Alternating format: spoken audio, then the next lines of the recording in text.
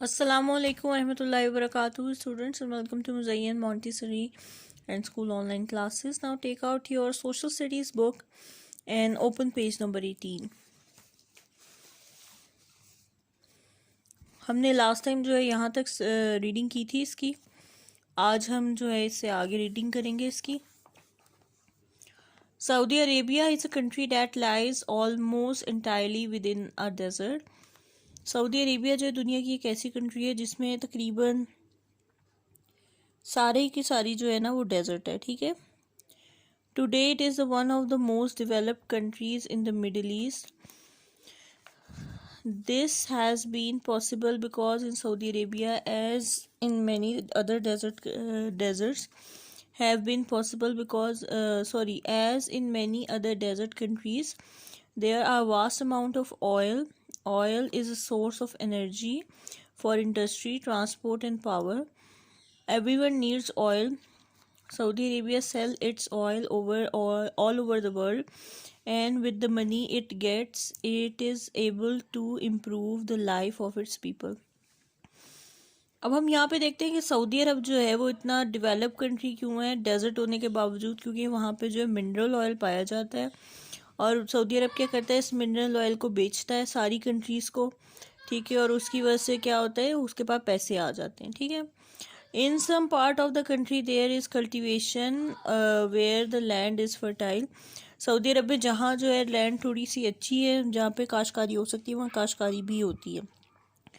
There is no large river in Arabia, यानी अरब के अंदर कोई बड़े बड़े दरिया नहीं है.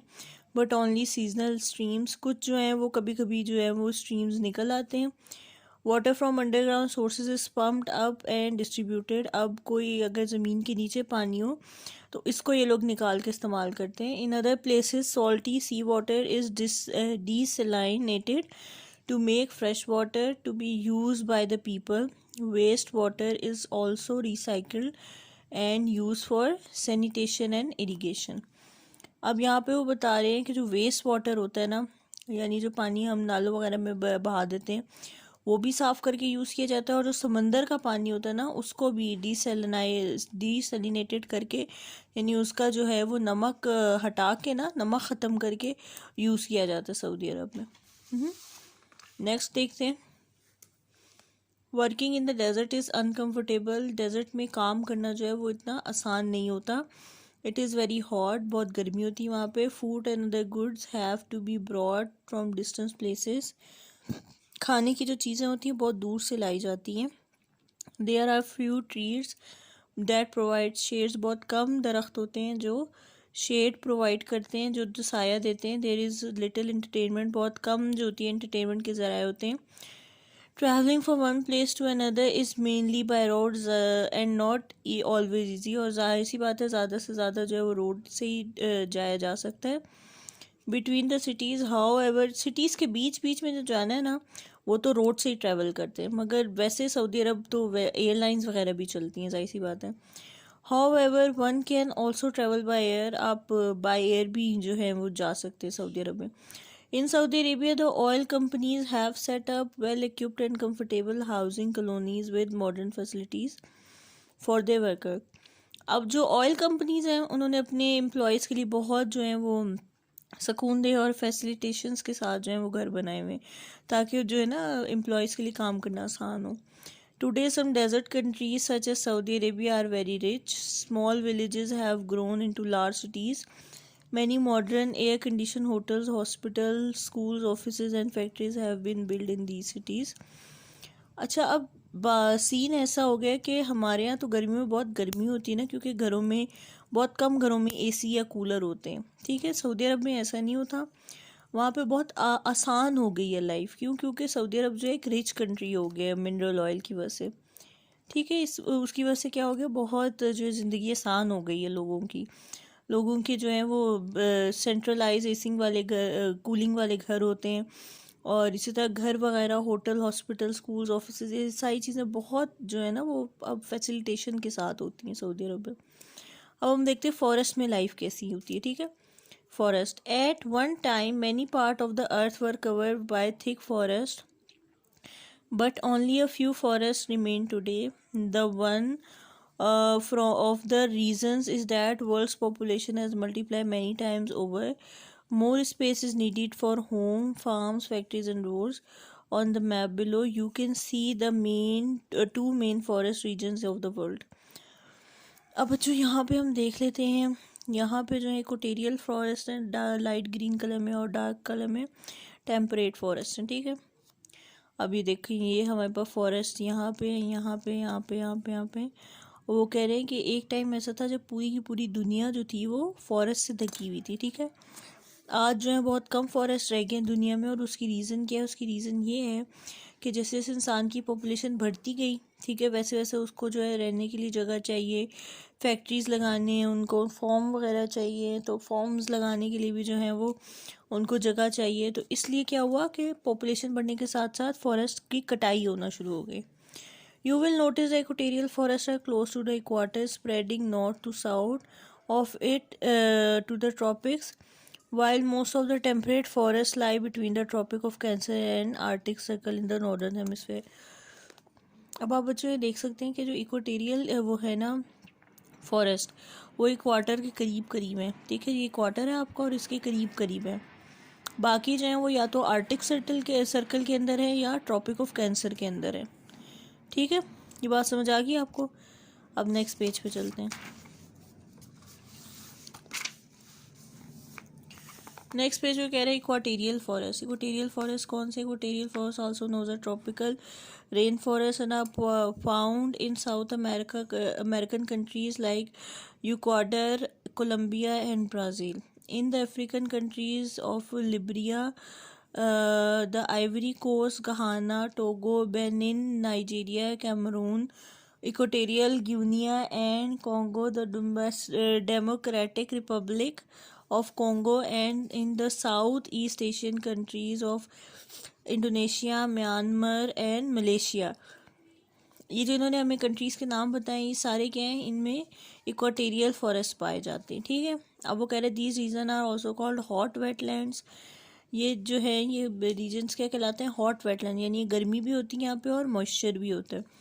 Temperature here are very high and here is a great amount of rainfall. Some of these countries were once completely covered by thick forest. और वो कह रहे हैं इन कंट्रीज़ के अंदर क्या होते हैं? टेम्परेचर तो बहुत ज़्यादा होता है मगर रेनफॉल भी बहुत ज़्यादा होती है, ठीक है।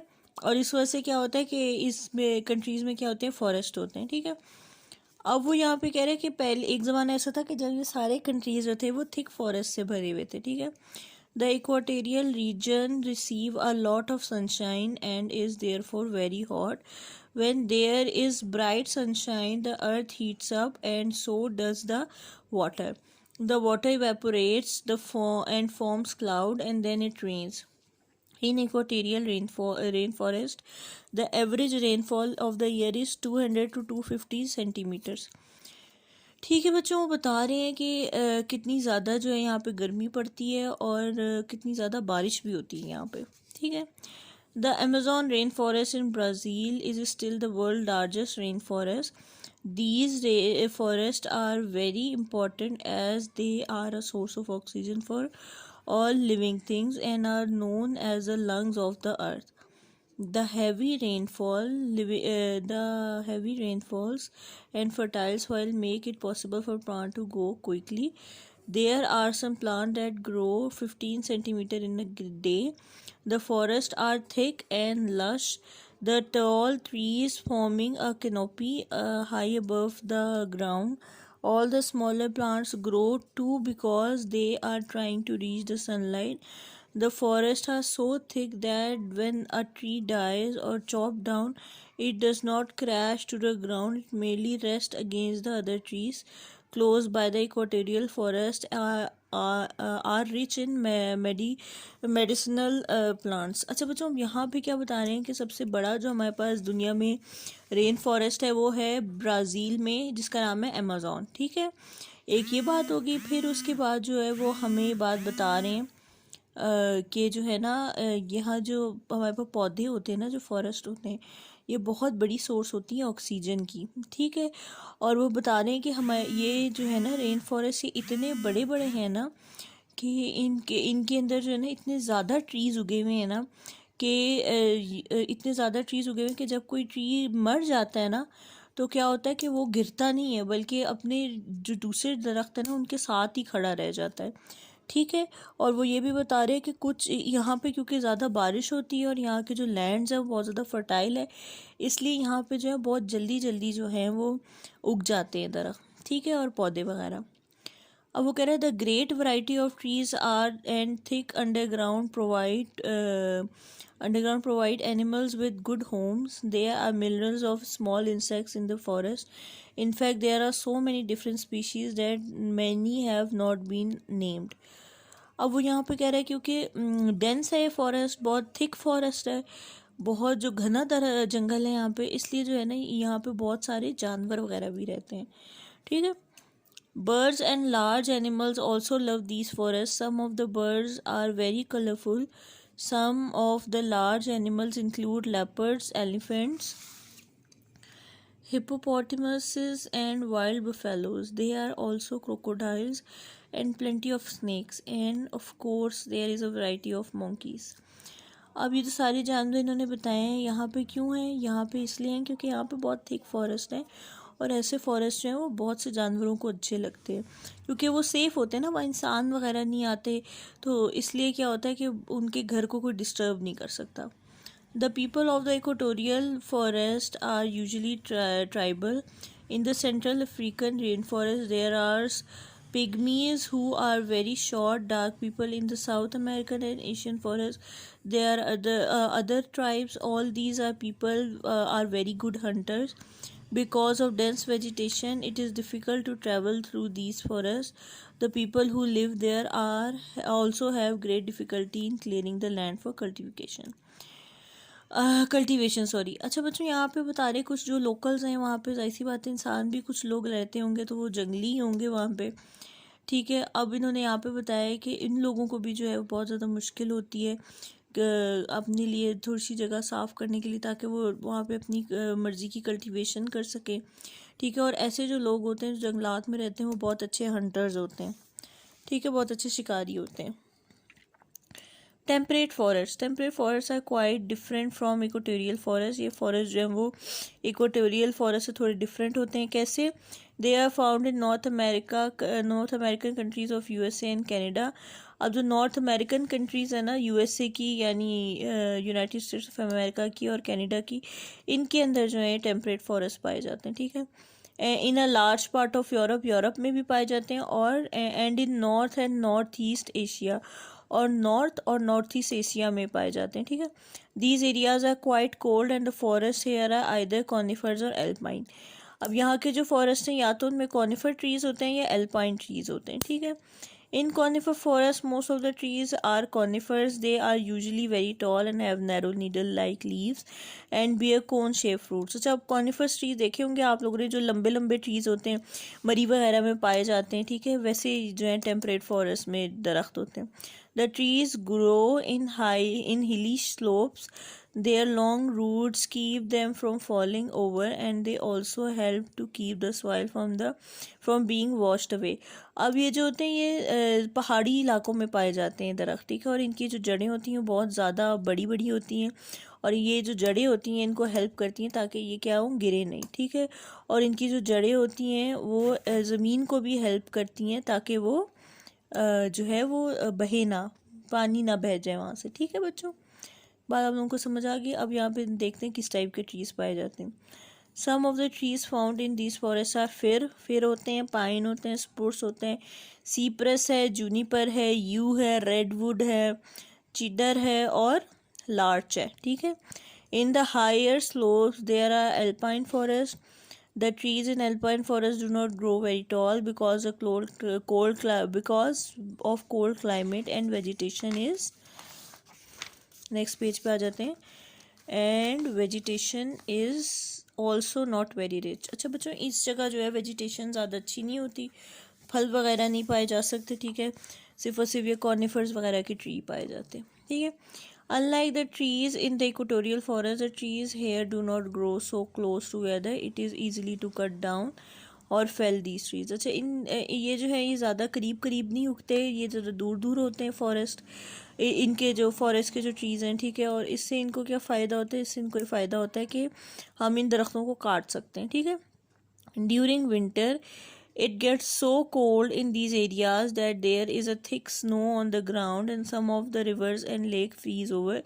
The snow and ice make communication difficult. People have to use skis or large snowshoes to move about. Tractors and heavily snow plows are used to help transport machinery and goods.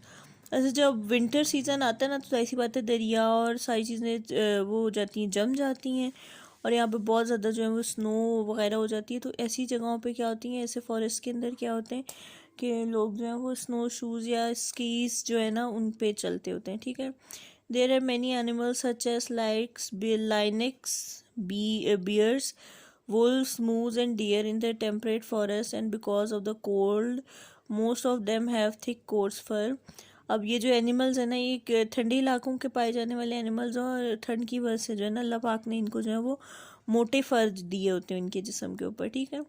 They are smaller animals too and variety of migratory birds. अब यहाँ पे जो है ना बहुत सारे birds जो होते हैं वो उड़ के इधर उधर आ जाते हैं, और यहाँ पे जो है छोटे छोटे एनिमल्स भी पाए जाते हैं। Some of the larger animals are hunted और ट्रैप्ड फॉर देयर फर। बहुत जो बड़े जानवर होते हैं उनको लोग मार भी देते हैं इसलिए ताकि उनके जो फ़र वगैरह है उनसे मिलते हैं, ताकि ना वो उसकी चीज़ें बना सकें और गर्म रह सकें। The best fur are sold at high price. जितनी अच्छे फ़र होते हैं उतनी उनकी प्राइस अच्छी लगती है। And are made into coats, hats and other warm garments. और उनके क्या बनाते हैं, कोट, हैट्स, और उसके अलावा जो गर्म कपड़े होते हैं वो बनाए जाते हैं। How ever few animals are now being hunted because there are laws to protect wildlife species. Many people also feel very strong that animals should not be killed or for their fun or skin. इसीलिए जो है अब जो है wild life वालों ने जो है वो जुर्माने लगा दी वो लोगों पे, ताकि वो लोग जो हैं वो ऐसे जानवरों की जो है वो हंटिंग ना कर सकें, ठीक है, और ऐसे जानवरों को मार ना सकें, ठीक है। क्योंकि देखें जाहिर सी बात है, हर लाइफ इंपॉर्टेंट होती है, ठीक है। आज का ये चैप्टर हमने ये चैप्टर ख़त्म कर लिया। इंशाल्लाह नेक्स्ट उसमें हम इसकी एक्सरसाइज करेंगे, ठीक है। अभी तक के लिए इतना ही है। चले, अल्लाह हाफिज़।